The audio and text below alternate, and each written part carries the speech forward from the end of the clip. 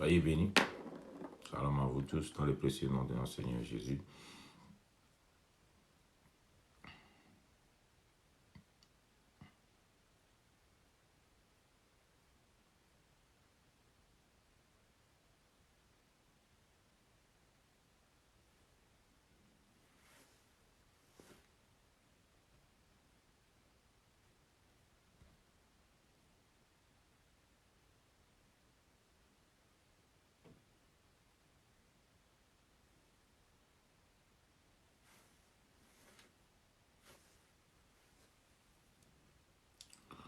Bonjour, bonjour, bonjour.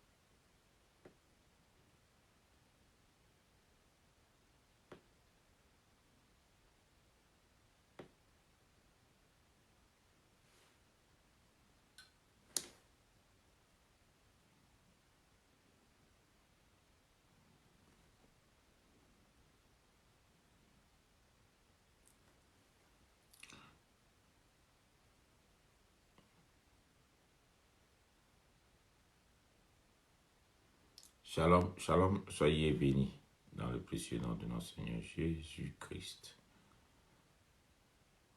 Voilà. Nous sommes là pour nous retrouvons encore pour 100 jours de prière. 100 jours. 100 jours. Dieu vous bénisse.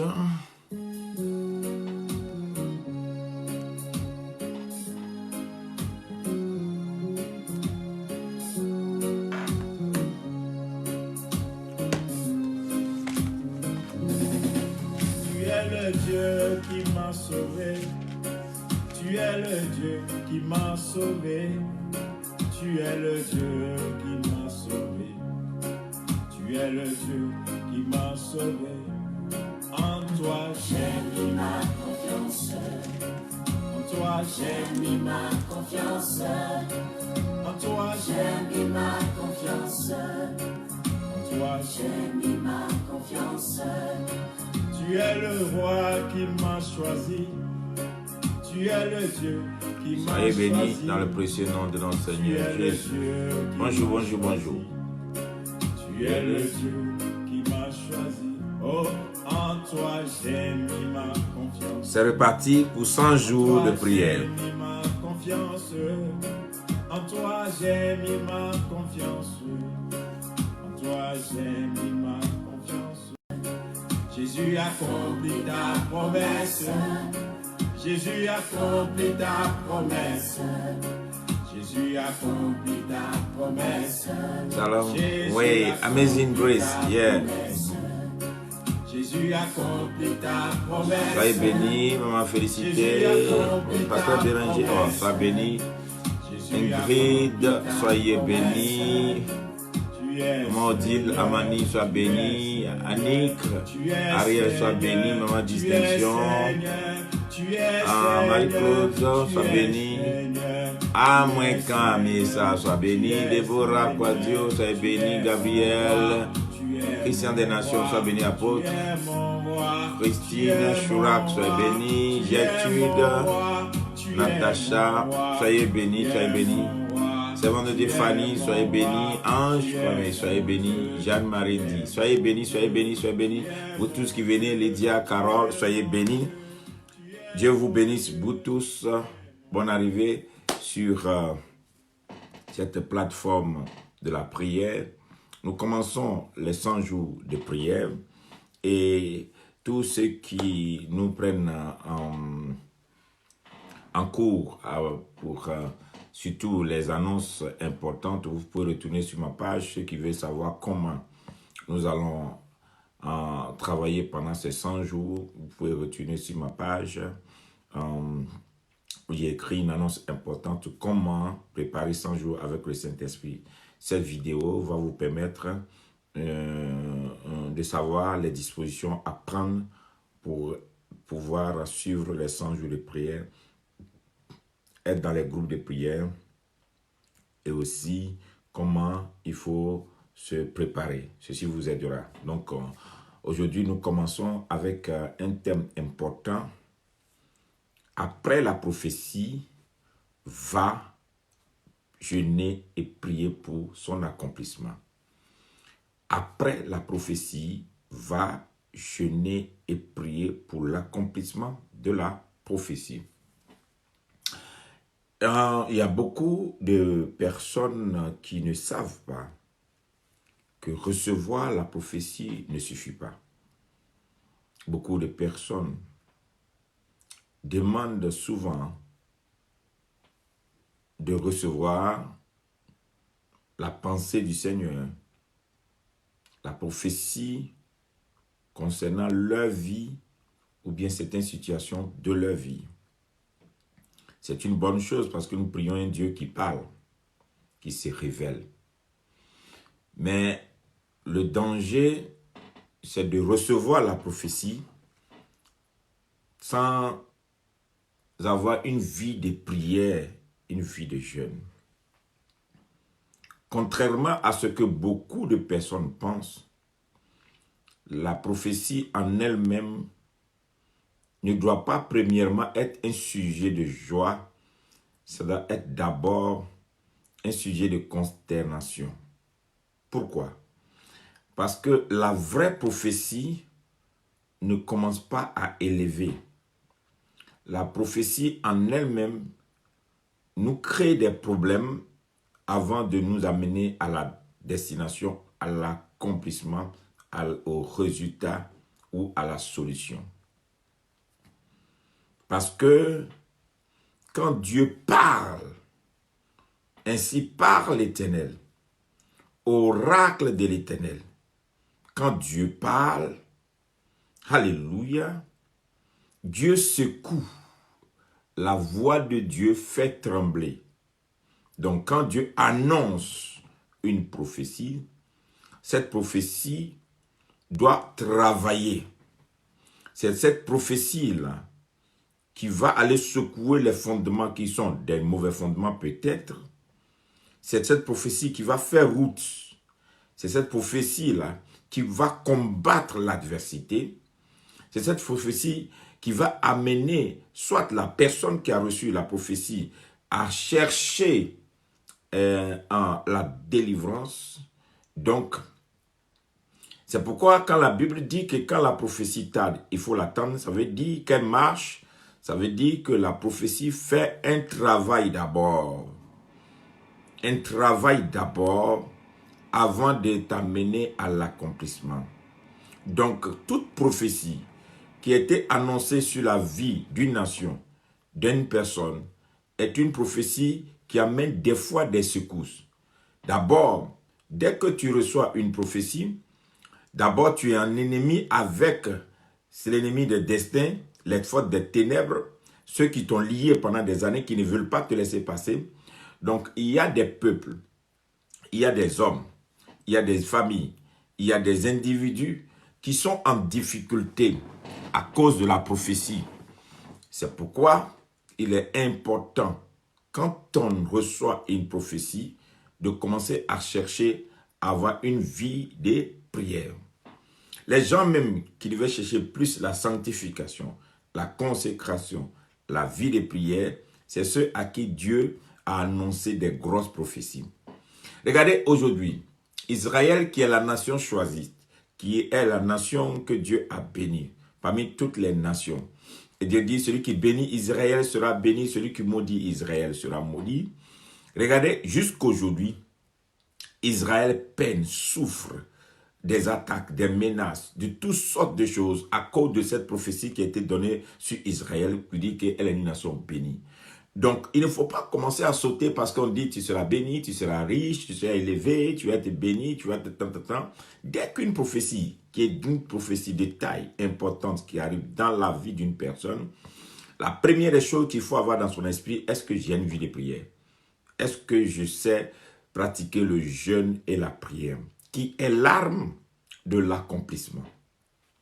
Une personne qui ne connaît pas ça, et il se retrouve que beaucoup de personnes, par ignorance, sont en train d'être maltraitées par des forces ténébreuses, sont en train d'être maltraitées par l'ennemi, par des démons, par la sorcellerie et toute autre chose, tout simplement parce que ces personnes étaient tranquillement dans leur coin jusqu'au jour où la prophétie arrive sur leur vie et que la prophétie va commencer à les conduire dans des difficultés pas possibles.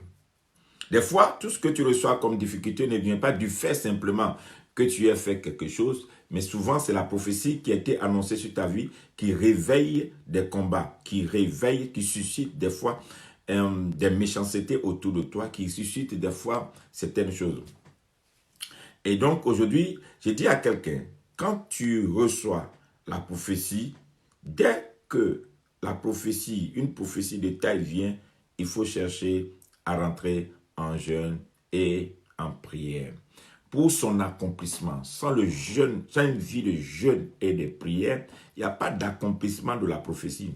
Oui, quelqu'un me dira aujourd'hui, mais attends, homme de Dieu, je ne comprends pas. Est-ce que Dieu, là, quand Dieu parle, est-ce qu'on est obligé de l'accompagner? Quand Dieu parle, est-ce qu'on est obligé de jeûner? Regardez, fouillez bien vos Écritures. Lisez bien la Bible. Le peuple d'Israël devait faire 400 ans pour être en délivrance. Mais la Bible dit qu'ils ont fait plus de 400 ans. Ils ont fait presque 435 ans. Pourquoi? Parce que Dieu attendait leurs cris et leurs lamentations. Quand Dieu va susciter Moïse, Dieu va dire, j'ai entendu tes cris et tes lamentations. J'ai entendu les cris de l'oppression que l'ennemi avait sur toi. C'est pourquoi moi, l'Éternel, je suis descendu pour te délivrer. Donc, ce qui a amené Dieu à susciter Moïse pour la délivrance du peuple d'Israël, ce sont les cris et les lamentations du peuple d'Israël. Donc, leurs cris et leurs lamentations ont poussé Dieu à susciter un prophète pour la délivrance. Donc, Joseph était dans un puits. La Bible dit que Joseph était dans un puits, jeté dans un puits. Et dans ce puits-là, ses frères l'avaient jeté pour eux. C'est fini, il allait mourir. Mais la Bible dit que quand il criait dans le puits, donc il intercédait, il levait la voix, il criait dans le puits. Ça fait que les rois mages, les rois mages plutôt, et les Ismaélites, qui étaient des grands commerçants, ce n'était pas la saison des commerçants. Ce n'était pas la saison. Puisque le puits était sec, ce n'était pas la saison. Mais la Bible dit que ce n'était pas la saison, mais le cri de Joseph dans le puits a fait venir les Ismaélites, ce qui a suscité dans l'esprit de ses frères de le vendre. Ils l'ont vendu aux bons commerçants. Les bons commerçants l'ont vendu à un bon maître, ce qui l'a amené à rentrer dans sa destinée. Écoutez-moi bien. Une personne qui n'a pas une vie de jeûne et de prière, qui reçoit des grosses prophéties, cette personne est en train de se détruire, s'auto-détruire. C'est pourquoi se promener dans des programmes, aller rencontrer des grands prophètes ou bien rencontrer des gens juste pour avoir une prophétie, c'est se te donner des problèmes inutilement. Il y a des nations qui aujourd'hui vivent des choses horribles et terribles parce que ces nations ont reçu des prophéties. Moi, je connais beaucoup de nations que je ne vais pas citer ici, qui étaient en paix.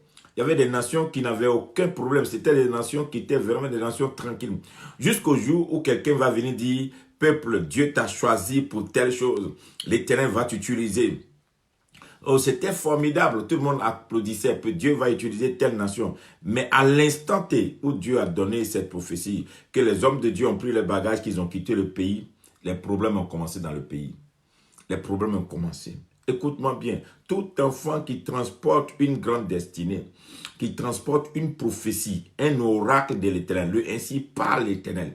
Quand on te l'annonce, ça veut dire tu dois attacher tes ceintures. Lisons les Écritures. Dans le livre de 1 roi 18, 1 roi 18 à partir du verset 41, je répète et je te répète. Ce qui est facile pour les autres n'est pas facile pour quelqu'un qui a reçu la prophétie du Seigneur. Ce qui est facile pour les autres n'est pas facile pour quelqu'un qui a reçu le ainsi par l'Éternel. il y a des gens qui sont partis, mais il y a des gens que Dieu a envoyés. Ceux qui sont partis d'eux-mêmes, ils n'ont pas le même parcours, ils n'ont pas le même chemin que celui que Dieu envoie. Celui que Dieu envoie est toujours combattu par l'ennemi de Dieu, l'adversaire de Dieu, l'ennemi de l'onction de la destinée, qui est le diable et ses agents. C'est pourquoi dans le livre de Psaume 2, il est dit: pourquoi c'est humide dans les nations? Pourquoi ces vaines pensées? Pourquoi les rois de la terre se liguent-ils avec les princes des airs contre l'Éternel et son oint? Donc, dès que Dieu t'envoie pour quelque chose, Dieu t'équipe pour quelque chose, tu reçois un mandat pour quelque chose, ou bien dès qu'une prophétie de taille vient sur ta vie, il y a des forces ténébreuses, les rois de la terre, qui se liguent avec les princes des airs pour dire ceci ne va pas s'accomplir devant nous. C'est trop beau ce qu'on a dit sur sa vie. C'est trop grand ce qu'on a dit sur sa vie. Et là, tu commences à rentrer en combat. Donc, tu dois t'apprêter. Et la Bible dit ici, qu'est-ce que la Bible nous dit dans 1 Roi 18 à partir du verset 41 au verset 46. Et Élie dit à Akab: monte, mange et bois, car il se fait un bruit qui annonce la pluie.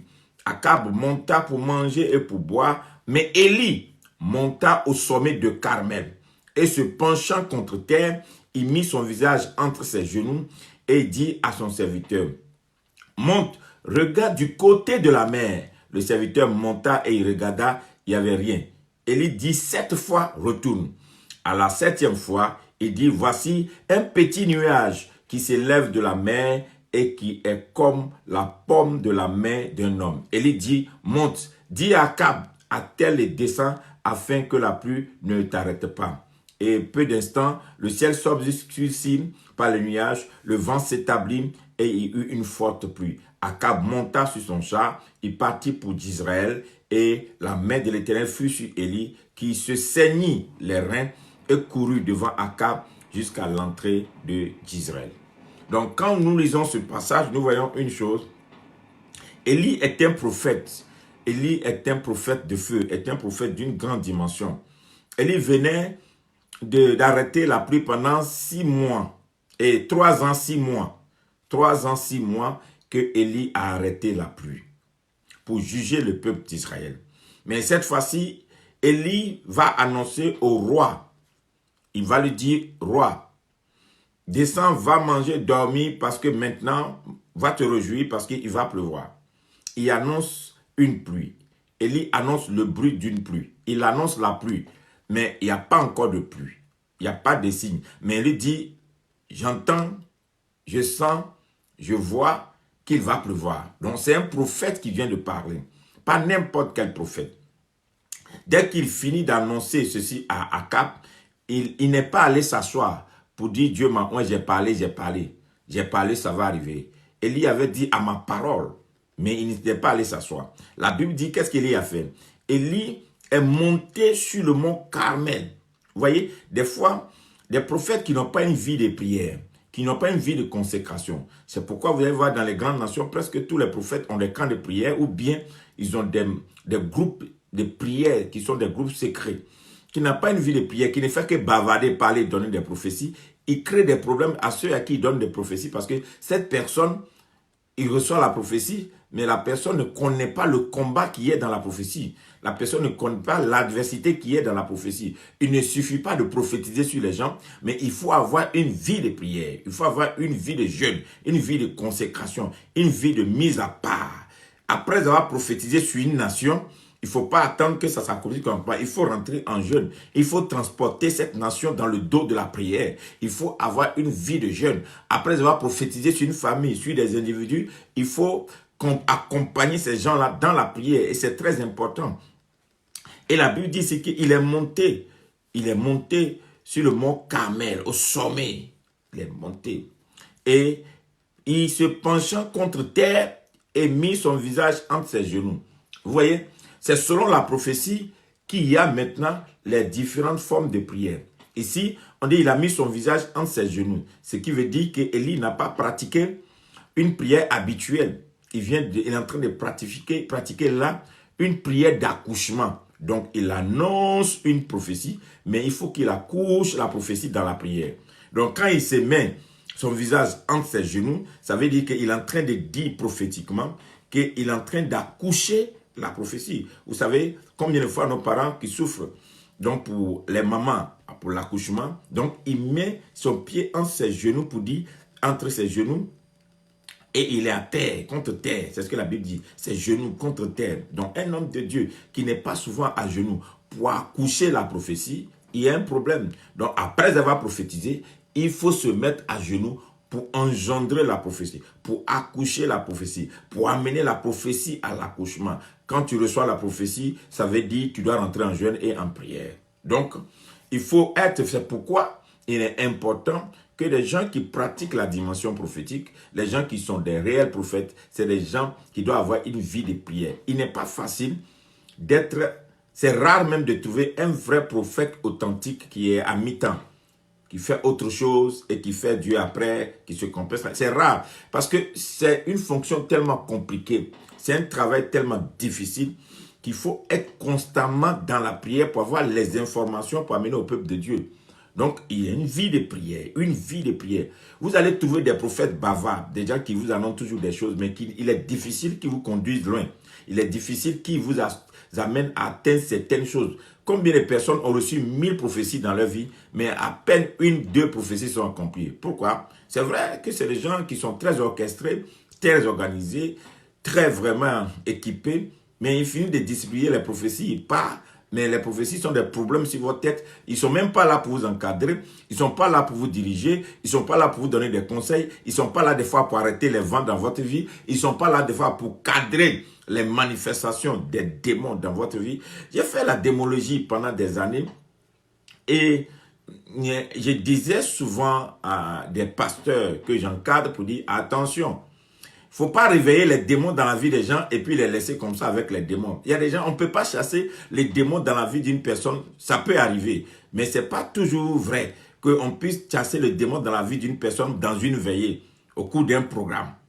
Donc, il y a des gens, on réveille les démons en eux et puis on les laisse partir à la maison. Et que maintenant, le diable va aller les maltraiter à la maison. Parce que, mais ils ne sont pas délivrés. Les démons étaient tranquilles. On allait les réveiller par une onction. On allait les réveiller par quelque chose. Et maintenant, il y a une agitation. On ne contrôle pas. Si vous ne pouvez pas gérer une famille par la prière, vous ne pouvez pas gérer une maison par la prière, laissez-les sans leur annoncer certaines formes de prophéties. Il y a des prophéties qui créent des problèmes. Il y a des prophéties qui ouvrent d'autres portes.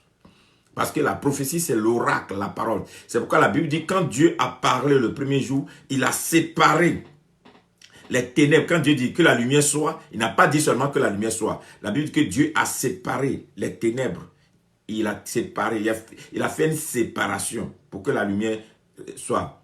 Donc, quand Dieu crée, il sépare. Vous voyez, lui-même il sépare. C'est lui Dieu qui sépare. Ce n'est pas la lumière qui vient séparer. Il crée et il sépare.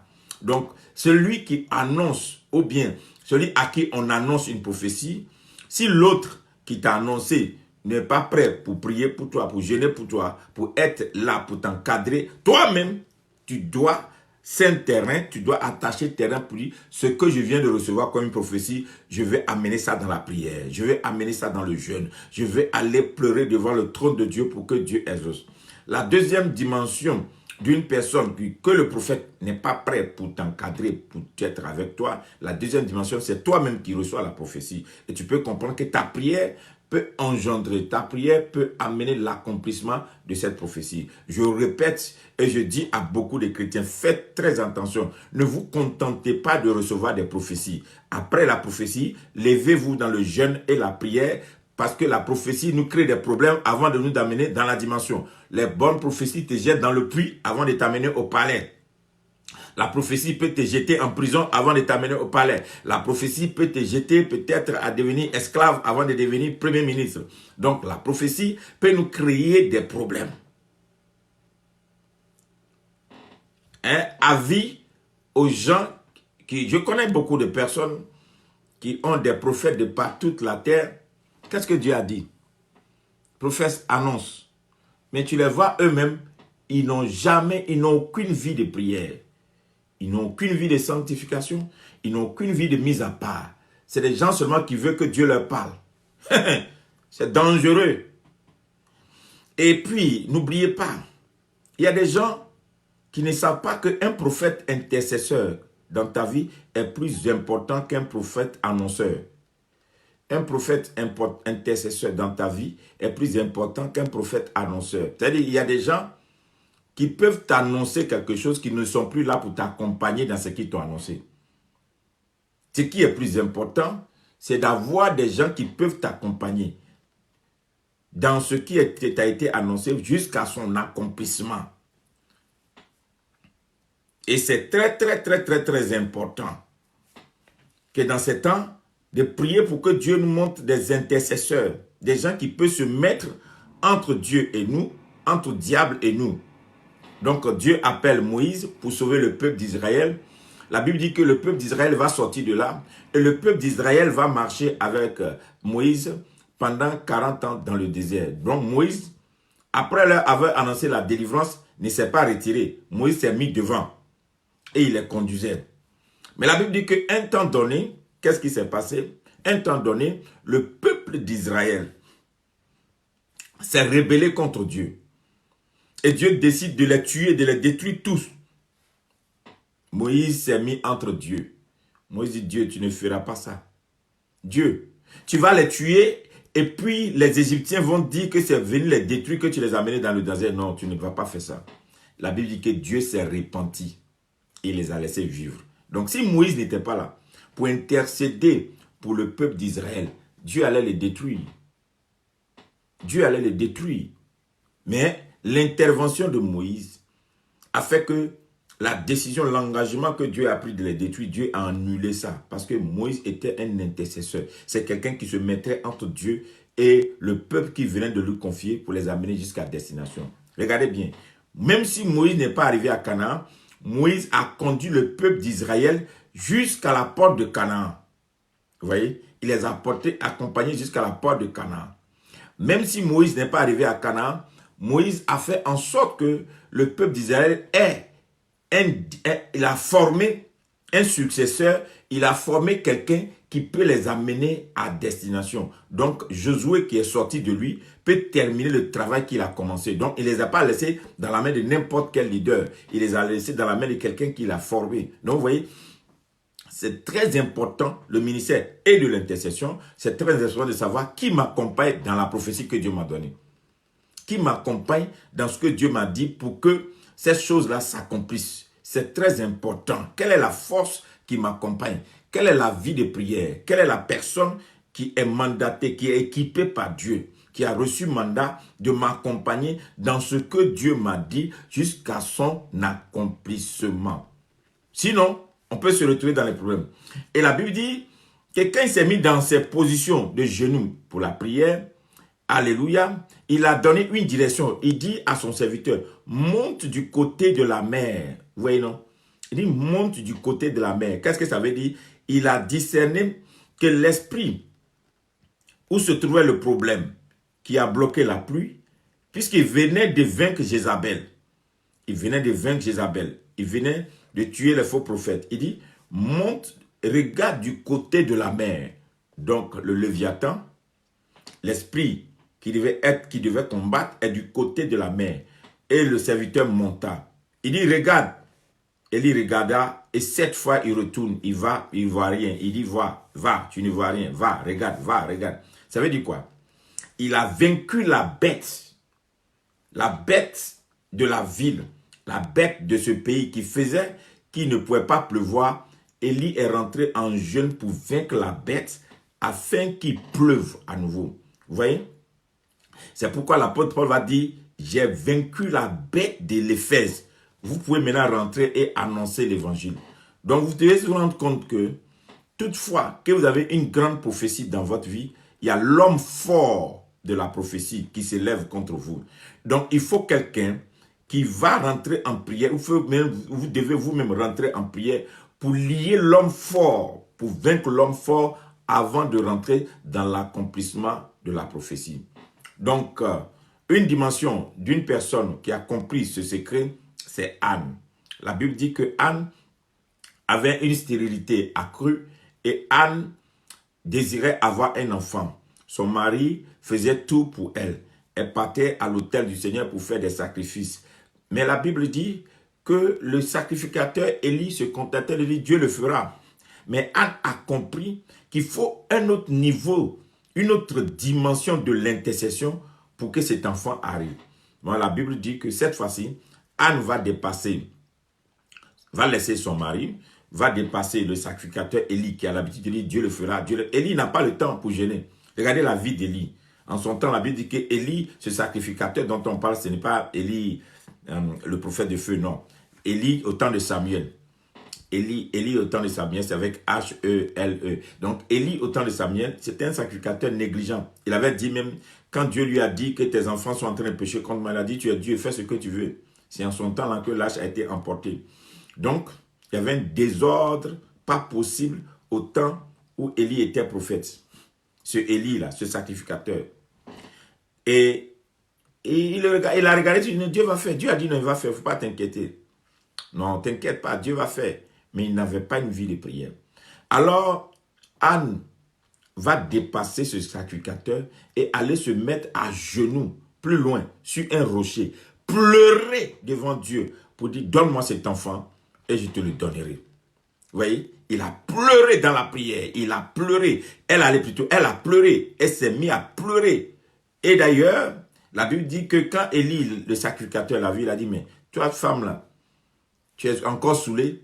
Elle dit, non, je ne suis pas saoulée. Ce sont mes problèmes. Je suis en train de déverser mon amertume devant Dieu. Et elle a été exaucée. C'est comme ça que Samuel est né. Donc, si Samuel est né d'une vie d'intersection de sa mère, c'est ça le problème. Samuel est né d'une vie d'intercession de sa mère. Une vie d'intercession de sa mère. C'est là que Samuel est né. C'est comme ça que Samuel est né.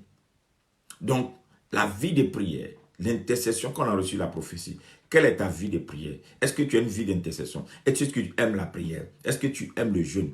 Quand ta prophétie est grosse, grande, troublante, puissante, après tes genoux, et puis éduque ton ventre.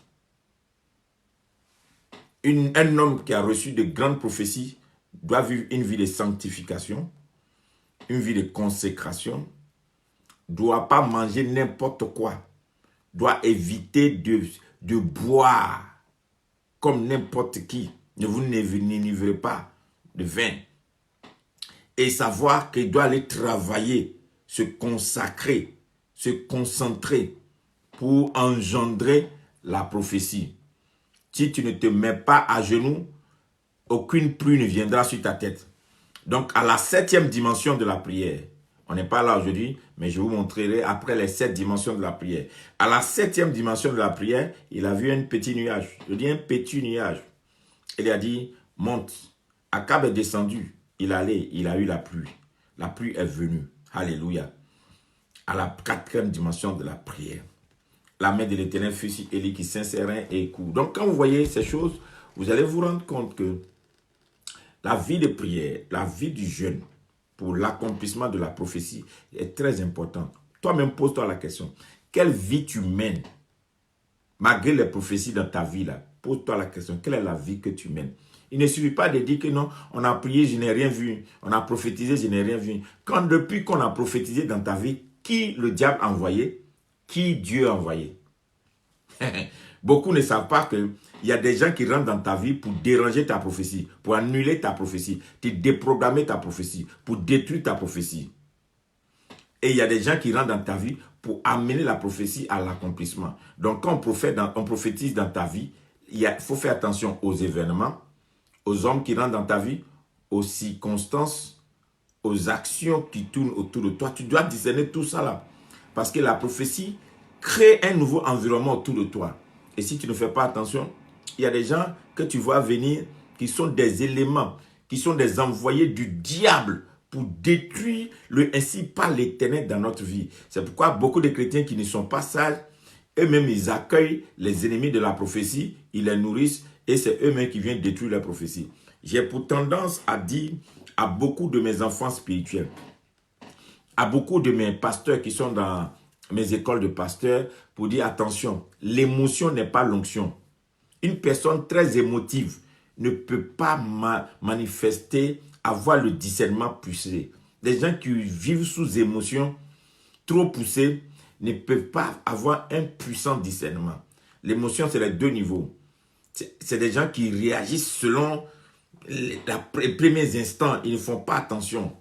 Ces gens-là peuvent tomber vraiment sur le chemin ou bien peuvent te retrouver avec des manipulateurs, peuvent se retrouver avec des gens qui viennent détruire la sémence de la prophétie, détruire la présence de Dieu, détruire les choses de Dieu dans leur vie.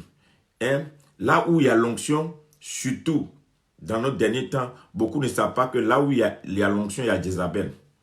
Partout où il y a l'onction, il y a Jézabel. Et Jézabel aussi prophétise. Jézabel a l'aspect d'une personne charismatique. Jézabel, ce n'est pas seulement la femme. Jézabel, c'est un esprit qui peut être sur un homme comme sur une femme. C'est un esprit de contrôle. C'est un esprit manipulateur. C'est un esprit qui te pousse à faire des choses contraires à ce que Dieu a dit. Donc, c'est un esprit qui est malin, qui est rusé. Mais cet esprit prend autorité, prend la place de Dieu dans ta vie. C'est quelqu'un qui a un esprit de Jézabel, c'est comme ça. La personne voudrait que les choses soient faites selon elle et non comme selon Dieu. Ayant reçu des instructions de Dieu, tu as reçu des instructions de Dieu et à qui Dieu a parlé, tu vas être en train de faire la volonté d'une personne à la place de la volonté de Dieu. Parce que tu n'as pas discerné le temps dans lequel tu es. Tu n'as pas compris que quand la prophétie vient, la prophétie introduit des hommes, la prophétie introduit des situations, des événements, des circonstances et la prophétie. C'est pourquoi on dit attends là. Quand on dit attends là, c'est-à-dire ne te presse pas. Il faut discerner. Il faut faire attention. Et quand la prophétie vient dans ta vie, la prophétie aussi amène des gens que Dieu a préparés. Donc quand Dieu a appelé Abraham, il a fait venir dans la vie d'Abraham Melchisedec pour lui donner le pain et le vin. Dieu a fait venir les 3 anges pour qu'ils parlent sur Abraham, pour qu'Abraham ait Isaac. Vous voyez un peu, non? Donc, quand Dieu te donne une prophétie, tu dois avoir une vie de jeûne et prière, une vie de consécration, une vie de sanctification. C'est le moment, quand vous recevez de grosses prières, de ne pas vivre comme les gens du monde. Vous devez vous séparer de beaucoup de choses parce que la prophétie en elle-même transporte la nature de Dieu. Donc, comme la prophétie, c'est Dieu qui a parlé. Et n'oubliez pas que la Bible dit que Dieu est dans sa parole pour amener sa parole à l'accomplissement. Donc, quand Dieu parle, il est dans sa parole. Et c'est lui-même qui gère sa parole pour l'amener à l'accomplissement. Donc, dès qu'on t'amène une prophétie, c'est comme Dieu est rentré chez toi. Donc, quand Dieu rentre chez toi par la prophétie, il y a des choses qui peuvent chasser Dieu. Il y a des choses qui peuvent éteindre le Saint-Esprit. Il y a des choses qui peuvent éloigner Dieu. Il y a des choses qui peuvent faire que Dieu s'arrête et t'attend. Parce que quand Dieu s'arrête, c'est-à-dire il attend qu'on se répande, qu'on revienne à lui pour qu'il revienne aussi, pour qu'il continue. Donc, si tu ne fais pas attention, tu n'as pas un bon discernement, tu es toujours une personne émotive, tu as envie de faire plaire à tout le monde. Un vrai enfant de destinée ne veut pas faire plaisir à tout le monde, ne veut pas être une personne qui plaît à tout le monde, une personne qui satisfait tout le monde, une personne que tout le monde applaudit. Parce que la prophétie dans ta vie fait que les ennemis, tu deviens plus ennemi des gens à cause de la prophétie. Et fais attention, quand tu reçois une prophétie, ne permets pas n'importe qui dans ton environnement. Frères et sœurs dans le Seigneur, ce que je voulais vous dire aujourd'hui, très important, qu'est-ce que tu vis comme vie après la prophétie? Il y a des gens qui ont reçu de grosses prophéties qui sont devenus des soulards parce qu'ils n'ont pas contrôlé leur vie. Il y a des gens qui ont reçu de grosses prophéties. La vie qu'ils ne menaient pas avant, c'est ça qu'ils ont commencé à mener après la prophétie. Parce qu'ils n'ont pas fait attention. Les gens qui font plus attention à la personne qui a prophétisé que la voix, la personne qui a prophétisé n'est qu'un canal. Mais c'est la parole même qui est sortie là, qui est plus importante. Qu'est-ce que Dieu t'a dit? Qu'est-ce que Dieu t'a annoncé? Qu'est-ce qui est venu dans ta vie comme parole que tu as négligé, que tu as méprisé et que tu as commencé à vivre n'importe quelle vie? Tu ne peux pas vivre n'importe quelle vie avec la prophétie et avoir un accomplissement. Non. Non. Au lieu d'en vouloir aux gens, il faut t'en vouloir toi-même. Parce que tu vas regarder dans ta vie, là, il y a des prophéties que tu as ralenties à cause de ta vie.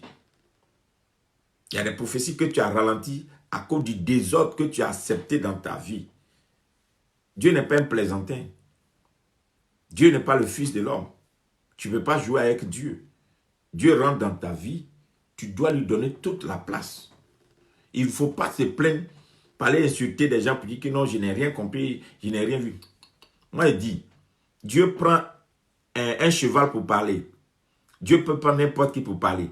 Mais Dieu n'a jamais transformé le cheval ou bien l'âne qui a parlé en homme. Il est resté âne, malgré la prophétie. Mais Dieu voulait prendre seulement sa bouche pour travailler. Donc Dieu peut prendre la bouche de n'importe qui pour travailler. Mais quand Dieu te parle, est-ce que toi tu obéis? Quand Dieu te parle, est-ce que toi tu mets en accomplissement? Quand Dieu te parle, comment est-ce que toi tu entretiens cette prophétie? Qu'est-ce que tu fais de cette prophétie? Est-ce que tu t'engages? Il y a des gens qui ne sont même pas chrétiens et ont pris prophétie seulement dire, ah, je vais voir si leur Dieu est vrai. Dieu, tu ne peux pas tester Dieu. Il faut marcher selon les prophéties. Voilà, maintenant, aujourd'hui, je vous donne les 7 points de prière qu'il faut faire. Il faut avoir des 7 points de prière. Je vais vous aider. Vous allez écrire maintenant. C'est important. Dans la journée d'aujourd'hui, il te faut 7 points de prière. C'est important. Les 7 points de prière qui sont importants. Premièrement, le premier point de prière. Le premier point de prière, il faut avoir un esprit de prière. Tu dois dire à Dieu, donne-moi un esprit de prière. L'esprit de prière.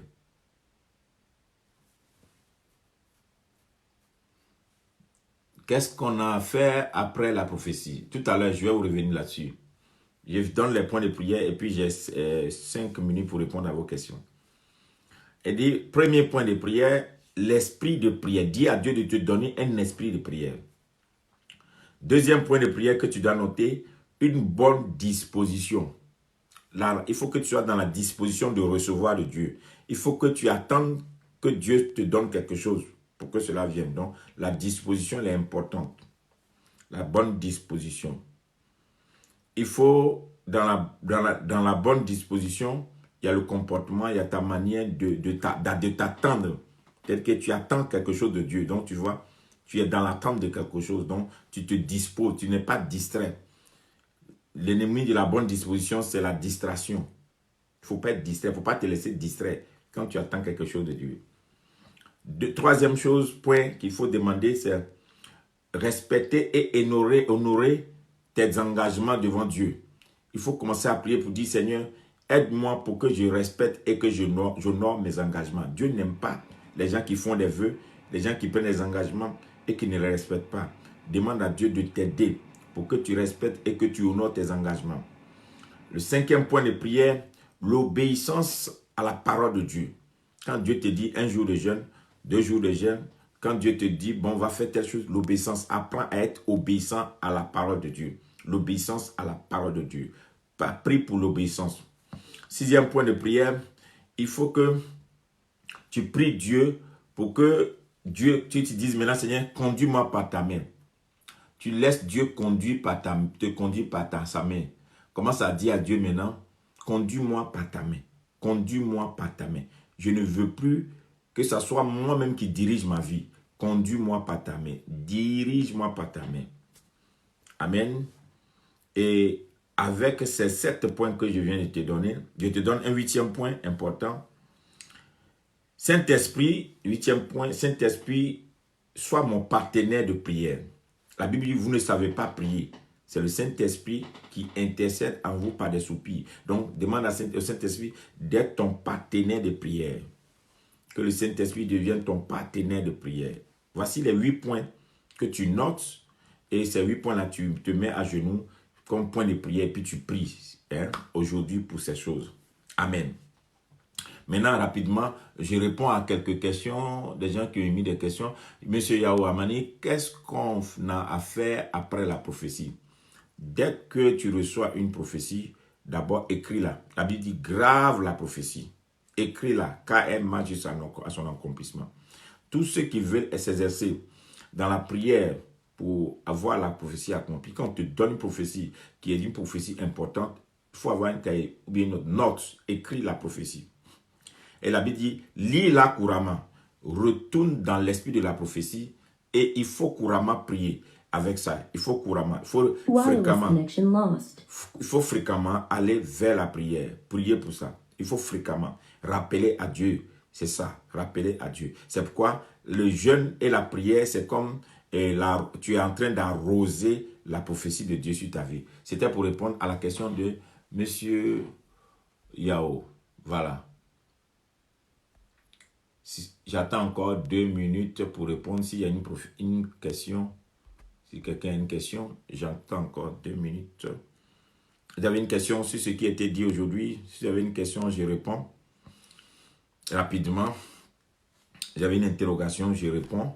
Et puis, s'il n'y en a pas, on va s'arrêter là. Et on va se préparer pour demain. N'oubliez pas de pratiquer la prière. J'ai pour conseil de dire aux gens de prier 3 fois par jour. Priez 3 fois par jour. Prenez l'habitude de prier 3 fois par jour. Le matin,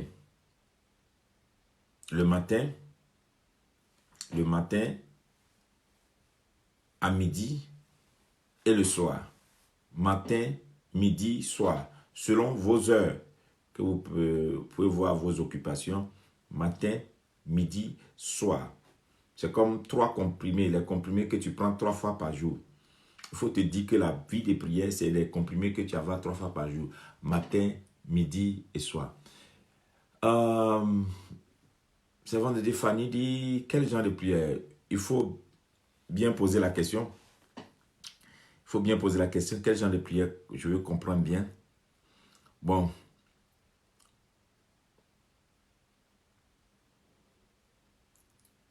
Pouvez-vous répéter les 7 points de prière? Ok. Les 7 points de prière, j'ai dit, c'est 8 points. Un esprit de prière. Une bonne disposition.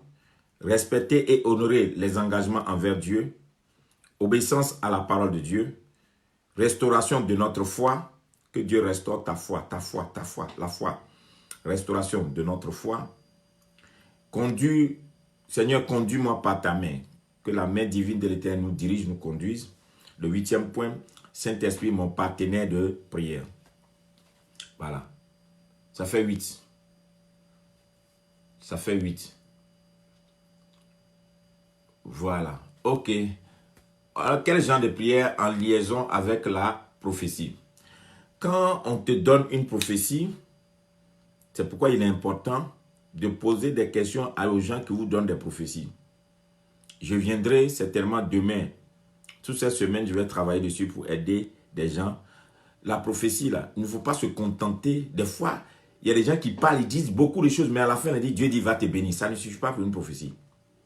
Donc, demain, pour répondre à ce genre de questions, je vais vous expliquer comment discerner une bonne prophétie et savoir saisir l'esprit. C'est avec l'esprit de la prophétie que tu rentres en prière. Il va falloir que tu aies des détails pour aller en prière. Si tu n'as pas ces détails, c'est compliqué. Donc, demain, je vais vous expliquer comment discerner une bonne prophétie et tirer l'esprit de la prophétie pour l'amener à la prière.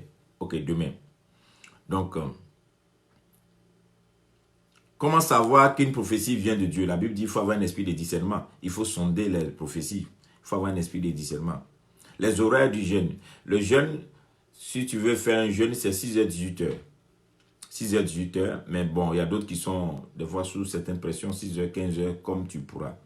Serait-il mieux de prier au soir avant de se coucher et combien de temps faut-il prier? La prière est un exercice. C'est important. Pas seulement le soir. Il faut prier matin. Matin, c'est une porte du jour. Midi, c'est une porte du jour.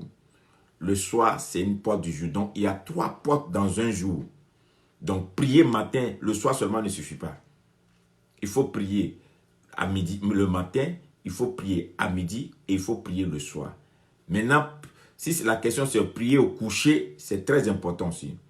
Le coucher, au moment d'aller dans le sommeil, puisque c'est dans notre sommeil que Dieu se révèle à nous et que le diable aussi nous attaque, avant d'aller dans son sommeil, il faut confier sa nuit à Dieu, il faut intercéder, il faut prier et faire en sorte que ton esprit soit dans de bonnes dispositions pour ne pas recevoir des mauvais songes et des attaques et tout ça.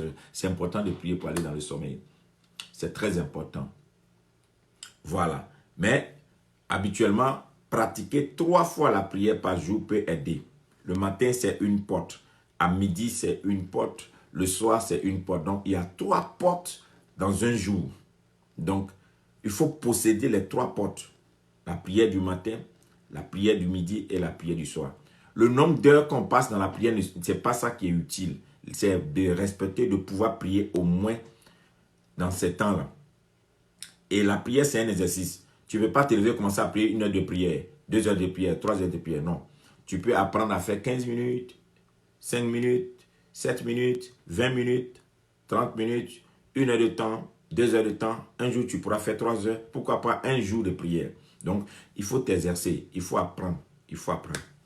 Et certains peuvent voir mes vidéos. J'ai déjà fait une vidéo où j'ai expliqué déjà, Seigneur, et j'ai dit, pasteur, apprends-moi, je ne sais pas prier. Donc, regardez cette vidéo sur ma page.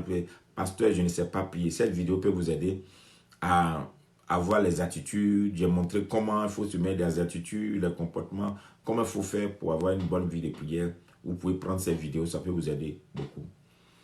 Amen. Ok. Dieu vous bénisse. C'était notre temps aujourd'hui. Je vais prier pour tous ceux qui se sentent malades quelque part. Seigneur, merci. Je confie ton peuple en tes mains. Je prie, mon Dieu, que ton Esprit Saint remplisse tes enfants. Nous rentrons dans une phase de prière pour 100 jours. Fortifie leur âme, fortifie leur esprit. Mets-les dans de bonnes dispositions. Afin, Seigneur mon Dieu, que ce temps soit un temps de rafraîchissement, un temps de bénédiction, un temps de restauration. Je prie pour les malades actuellement, dans toutes les nations. Quiconque est malade soit touché par ta main puissante. Que ta main puissante, Seigneur, les couvre partout où ils sont. Guéris-les, Seigneur, de leur maladie. Guéris-les de leur infirmité. Sois leur victoire au nom de Jésus. Je déclare que ce jour est un jour de victoire dans le nom de Jésus. Est un jour de délivrance dans le nom de Jésus. Est un jour de guérison dans le nom de Jésus. Est un jour, Seigneur, de manifestation du surnaturel dans le nom de Jésus. Merci, Seigneur, pour la vie que tu donnes à tes enfants.